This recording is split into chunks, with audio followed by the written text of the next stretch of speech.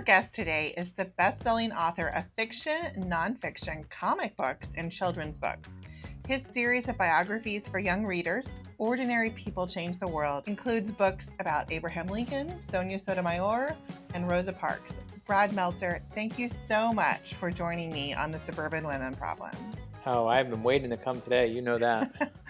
I should tell you that Brad and I are friends outside of podcast world, and he is exactly the person that you think he is, and probably more. And this is just a huge thrill of mine. But before I knew Brad personally, we had his books, all his books, and our daughter, it was like our Hanukkah tradition for Ellie to get some of the Ordinary People Change the World books. So tell us a little bit about what made you decide to write these books. It was in 2014, right? It was, and as you had Ellie, I had Lila, Mm. and I had Jonas, and I had Theo. I had my kids, and I was, writing thrillers all these years, murdering people day by day, Mm-hmm. and I think that goes along with being a parent, right? Is murdering, and you're like, let's do children's books. That's a perfect segue. But the truth was, I had kids, and I was tired of the garbage that my kids were being fed online. I was tired of them looking at reality TV show stars and thinking that that's someone to emulate. I was tired of them looking at millionaire overpaid athletes and thinking that's a hero. And I said I could give them so many better heroes to look up to. And I told my daughter at the time, I'm like, I got Amelia Earhart. Here's Amelia Earhart. Lila, look, she flew over the Atlantic Ocean. Isn't she amazing? And she said to me, big deal, Dad. Everyone flies across the Atlantic Ocean today. She was not impressed at all. And I told her this true story that when Amelia Earhart was 7 years old, she built a homemade roller coaster in her backyard. And she took a wooden crate and she put roller skating wheels on the bottom and she shoved it to the roof of her tool shed, came flying down pieces of wood, crashes to the ground, leaps through the air, crashes to the ground, gets up, was like, that's incredible, whatever she yells at the time. And my daughter's listening to that and says, tell me that one again. And I knew that that was the key to the books, is not just telling people stories about history, but showing them when they were kids too. And then all these kids that read that realize these aren't the stories of famous people. This is what we're all capable of in our very best days. And so we started with I'm Amelia Earhart. We did I Am Abraham Lincoln, I Am Rosa Parks, and Albert Einstein. My son loves sports. Here, forget everyone else. Here's Jackie Robinson. And I love the fact, and this is kind of telling, and I can say it here, is when the 2016 election happened and Hillary and Donald Trump are arguing every day on TV, two of our books started selling more than any others. And they were I Am Martin Luther King Jr., and I Am George Washington. And it wasn't a Democrat or Republican thing. It was a parents and grandparents on both sides were tired of turning on the TV and seeing politicians when what they wanted to show their kids were leaders. And I love the fact that people now use our books to fight back against that kind of cynicism they see. It has started so many conversations in our family at our dinner table. We like to read them at the dinner table. It's enabled us to introduce some topics that would have been really difficult for us to introduce at ages when I think, they're kind of heavier topics. But when you start talking about someone as a child and start talking about their life there, it makes it a lot more accessible. We've been talking about book bans on the podcast and in our country. And, unfortunately, your books, I Am Rosa Parks and I Am Martin Luther King Jr., were part of that. And obviously, we can see why those books were singled out. I mean, it's pretty obvious. But what have you heard in the way of excuses about why your books were banned? This was in the Central York School District. And just for background, there were 200 books that the diversity committee said were going to be used to teach kind of on issues of racism. And this was a list that had Malala's book on it. It had Hidden Figures, an adaptation of Hidden Figures. It had Sesame Street's book about racism. When you're banning Ernie and Bert, you're doing it wrong. And what happened was they took our books on I Am Rosa Parks and I Am Dr. King and stupidly picked the wrong heroes to ban. Everyone was up in arms. There was a universal outrage. Fox News, CNN, MSNBC were all aghast. And when those three agree, you went too far. It sent me on this path. I started looking back through history and I found, I was like, what's the first book that got banned in America? Like the one that, and again, not on just a singular community level, but on that national level. And it was Harriet Beecher Stowe's, many historians say, Uncle Tom's Cabin. And I tell you that to explain this to your answer. Back then, Confederates did not like its pro-abolitionist arguments. They really hated that it encouraged people to debate and condemn slavery. And Mhm. to put it simply, the book terrified them, threatening their way of life. And Rachel, that's why our Rosa Parks book got banned. Yes. That's why our Dr. Mhm. King book got banned, because it threatened their way of life. Every book ban is motivated by fear and a need for power and control. And that is simply it. They'll never say it out loud, but that's always what it's about. Critical race theory and all these things that are happening, those are boogeymen. Those are ways Mhm. to make you scared. And if you say to people, you see this word they always use, which is indoctrination. They're going to indoctrinate our Mhm. children. And that's the same word that they used when they targeted Jews and when they targeted blacks and when they targeted the gay community. And if you say to people, you want them indoctrinating your children? Everyone goes, no, who would want that? But if you say to the average American, I don't care if Democrat or Republican, if you say to them, listen, would you like them to discuss race in a way that maybe makes us a little bit more sensitive to each other so we can get along better? 90% of people go, oh, yeah, I would like that. The thing is they're right now finding that wedge issue of fear and that wedge issue of they're taking away your children, they're making them hate themselves for being white, they're making whatever those buzzwords are that we see over and over. They work. They work, and we're only going to see it more as the midterms approach. I mean, how do you think the best way to push back is? Is it, I mean, in particular, books about race and American history? Do you think it's showing them what they're doing, or trying to enlighten people, or what would you say? I think you follow the lessons of Dr. King and Rosa Parks. I think the Mm, only way to deal with this is you fight back. yeah. When our books were banned, the first thing I did is I went on Twitter, I went on my Instagram account, and I said to everyone, I want you to buy every book on this banned list. I teamed up with local activists and librarians, Mhm. and we with little free libraries, and people around the country donated over 5,000 books, enough for every student in the district.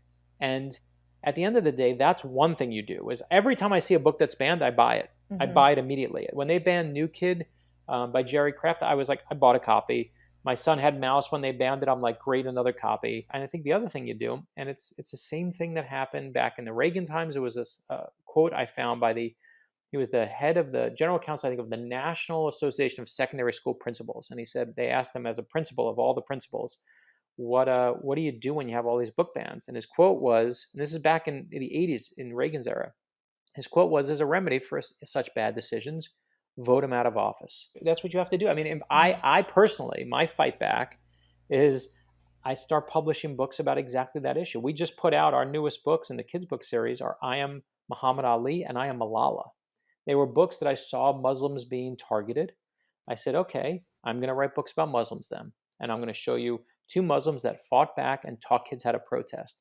And that's what I'm doing. I'm Mhm. basically teaching an army of young kids out there with the Ordinary People Change the World series. I'm arming them with values of kindness and perseverance and Mhm. just never give up attitude. And I'm going to build this little army of do-gooders. And, they're in houses everywhere. And Yeah. I love that. That's how we fight back. One of the things about the books that I really like, and just a lot of actually the books that are banned, is the conversation starters of them, like Mouse. It doesn't tell you exactly what to think. When you tell a biography, I love biographies myself. When you tell the story of someone, it allows them to come alive, and people can take away what they want, and they can synthesize those ideas, which I think is an important way to teach in general. But I do find a lot of the books that are banned are more about ideas and more about, like Uncle Tom's Cabin. What is it going to engender? And that's where the fear comes from. I think that race, I'll be the first to say, it is a hard issue to talk about. It is. It is loaded. It is truly, especially at the core of American history and America, our best and worst sides are brought up in these conversations. But my God, do we do a disservice to our children if we don't discuss race? You remember when your kids were really little, the first time they fall, or the first time another kid pushes them? I wanted to murder that child Yes. that pushed my Mm-hmm. kid. Mm-hmm. But you see your child get up again, Mm-hmm. or you see your child defend themselves. And I always say to my own kids, I'm like, you learn far more from your failures than from your successes. Mm-hmm. And that's my approach to American history is like, when you show us those failures, it's not saying America is a failure. It's actually showing us how resilient we are. Mm-hmm. It's actually showing us how No, amazing we are. It's absolutely. actually, Yeah. and again, if you're afraid of that, you have to stop and say, well, why? Mm-hmm. Why are you afraid of an idea? The reason why all these book banners will always lose at the end We will always win, is because throughout history, if you're on the side of banning art, you're going to lose. And you know why? Because fear mongering has no chance against the most powerful thing in the universe, an idea. That's what books are. They're compilations of ideas, and nothing can stop an idea. So I know both you and your wife Corey know Judge Ketanji Brown Jackson from different eras and times in your life. Can you tell us a little bit more about how you know her and what you know about her? Oh, it's so funny. I live in Miami. I grew up here as a young debater in high school, and when we were in debate, you never knew the kids that were really on the other teams. You always knew who Mm-hmm. was on your team, and you know like one or two or maybe the most three kids who you know were just the best of the best. And you knew like, uh-oh, if you're in round against so and so, you're all going against Rachel, you're gonna get your butt kicked today. And we all knew Katanji, Mm-hmm. just her name. We just knew that. My wife wound up going to college with her, and obviously I know her since back then. She is just the embodiment of excellence. She was excellent in high school. She was excellent in college. She was excellent in law school and excellent in DC. It is not because of how she looks or what her skin color is. She is just and always was the best. And I love the fact that here we are full circle all these years later. I remember going to the court. I was one of the few novelists ever allowed to speak on the actual Mm-hmm. court. They invited like thriller writers who wrote about the Supreme Court there, and Justice Breyer was there, and got to meet him and to watch his own clerk Yeah. now be nominated for his seat after all those years. It is just one of the most amazing things to watch. Okay, so now your newest book is for adults, is a novel called The Lightning Rod. Like a lot of your other novels, it involves a huge amount of research, this time involving some top secret military warehouses. So, what is it like writing a book about government programs that prepare for the end of the world during a time that kind of feels like the end of the world? Well, the crazy part is, so I always, I've done the secret tunnels below the White House, I've done the hidden labyrinth below the Capitol, and I found out 5 years ago that the US government, as you mentioned, has a dozen secret warehouses hidden all around the country to deal with bioterrorist attacks. One of these dozen warehouses is kind of equidistant, so that in 4 hours, whether it's anthrax, whether it's smallpox, whether it's botulism, whether it's Ebola, or of course now COVID, they can get a push package out and make sure we're safe. And I'm like, you're telling me the government for decades has secret warehouses hidden right in front of our faces in some of these big cities, and we don't know what's in them? I gotta go inside them. I want to know what's, or at least want to know what's in them. And so here I am. I research. It was under the CDC. I fly to Atlanta. I get into the CDC. I had unprecedented access, and then COVID hit. And obviously, you couldn't get any of that today. But what Mm-hmm. you see when you read the end of the lightning rod, what you see at the end in that final scene in that warehouse, I didn't make up. What's in that warehouse is there. Even the hero of the book, Nola, I remember I was in a government facility that was filled with paintings, military paintings. And I was like, why does the US Army have all this art? It doesn't even make sense. And this is true. Since World War One, the US government, the Army has had a painter on staff who paints disasters as they happen, whether it's storming the beaches of Normandy, Vietnam, 9/11, they're always there painting. I said to them, you're telling me everyone else is racing in with guns blazing, and you've got some guy racing in there with paintbrushes in their pockets? I'm like, that's the craziest guy in the world. I want to meet him. I want to meet him. And they said to me, you mean her? You want to meet Oh. her? And it was a woman. And that's where my main character, Nola Brown, was created in that moment. When you're writing a book like this about these secrets and about these disasters and about the end of the worlds, and you suddenly start feeling like, wait a minute, we need these warehouses now. I remember when I was going through it, my wife is like, are you changing that scene right now? I'm like, I feel like I'm writing reality as I'm writing this through, because it's all fiction and it's all a thriller, but obviously it felt so real. We have to do, speaking of lightning, our rapid fire questions. Are you ready? Oh, I was excited Okay. for this. Yes. What's the weirdest thing you've learned in your novel research? This is a good one because it involves, okay. This is in the new book. Uh, how the CIA used to hide secret messages back and forth. And I asked them, I'm like, how do you, when we all have Signal and we all have, WhatsApp and everyone can break encryption, how do you hide anything? And they said to me, here's what you do. You and Rachel, I get a Hotmail account. I write a letter to Rachel. I don't hit send on that email. I save draft. Then I give you the login to my Hotmail, and then you log in and you delete what I wrote. You hit save draft. Now we haven't sent a single thing to each other, but we're communicating. Now that was a great idea that I used in a couple books ago until General Petraeus cheated on his wife using that technique, which was in my book, and I'm like, oh my gosh! I read it in your books before, and I was like, did he get this idea from Brad? So they gave me a new one, and that's in the new book. It's in the lightning rod. I won't tell you what it is, Okay, but all it's a good right. one. What's something about being a best-selling author that might surprise us? How many people oddly recognize me in an airport? That's what's weird. Also, the fact that my daughter says to me regularly, "Why does anyone want you to sign their books?" I'm like, come on, you know what feeds you, right? I know you're famous for your comic books.